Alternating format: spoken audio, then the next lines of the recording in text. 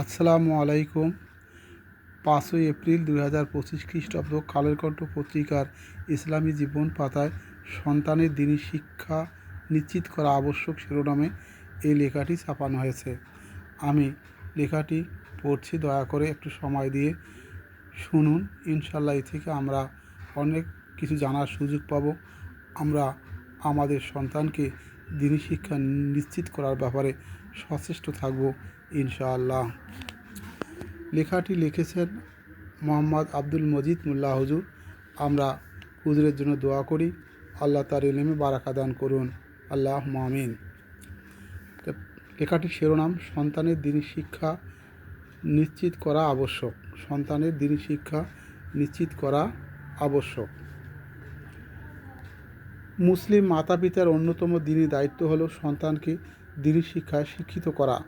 কেননা মুসলিম হিসাবে জীবনযাপন করার জন্য ধর্মীয় জ্ঞান ও শিক্ষার কোনো বিকল্প নেই। দিনী শিক্ষার অভাবে বর্তমান সমাজের বহু মুসলমানকে ঈমান ও ইসলাম থেকে বিমুখ হয়ে যেতে দেখা যায়।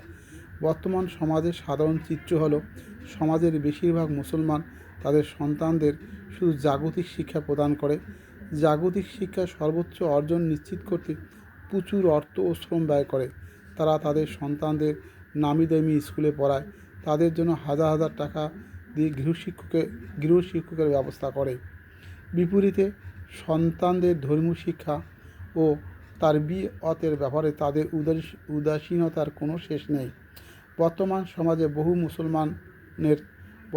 সমাজের বহু মুসলমানের সন্তান কলেমা বলতে পারে না, তাদের প্রিয় নবী সাল্লাল্লাহু আলাইহি সাল্লামের নাম জানে না, উজু, গোসল ও নামাজের বিধান পর্যন্ত তাদের জানা নেই, বিশুদ্ধ কোরআন তেলাওয়াত পারে না। সম্ভবত 80% মুসলিম শিশু ও কিশোর। এমনকি বহু লোক আছে যারা নিজেরা হয়তো নামাজ পড়ে, শুক্রবার হলেও মসজিদে যায়, কিন্তু তারা তাদের বাচ্চাদের ইংরেজি মাধ্যম স্কুলে পড়ায়, মিশনারি স্কুলে পড়ায়।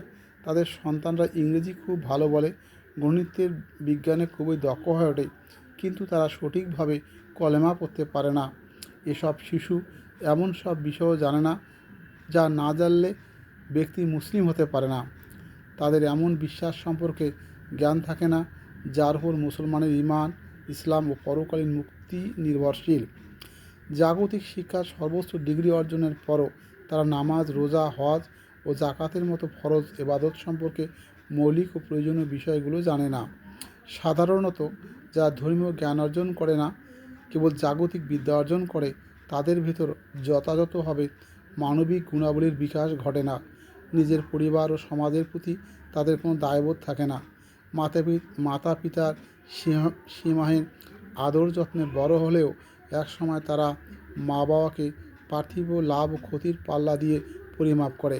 ফলে তারা অনেক সময় মা বাবাকে ঠুনকো অজুহাতে দূরে সরিয়ে দেয়, তাদের বৃদ্ধাশ্রমে রেখে আসে। মা বাবার স্বপ্ন ও শ্রম তাদের কাছে মূল্যহীন।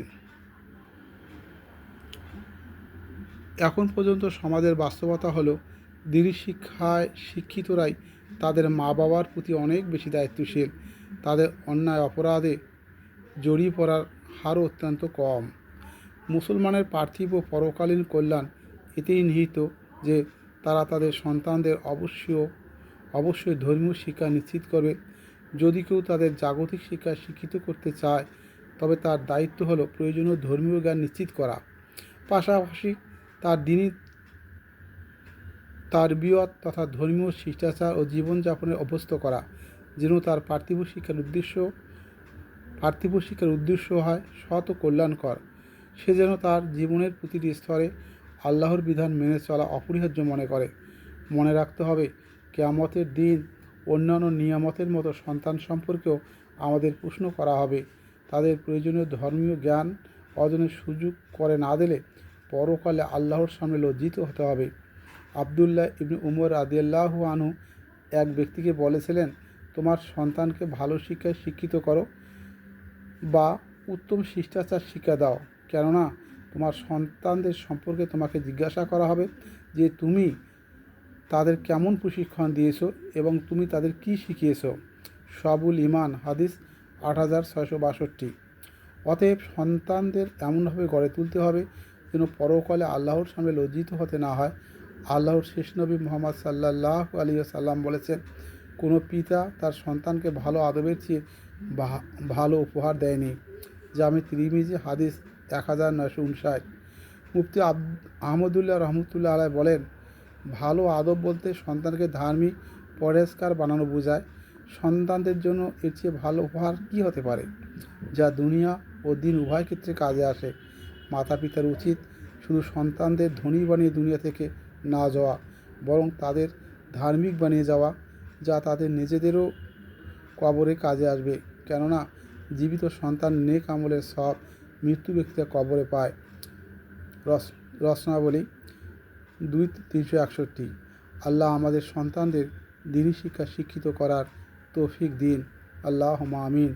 আল্লাহুম্মা সাল্লি আলা মুহাম্মাদ ওয়া আলা আলি মুহাম্মাদ।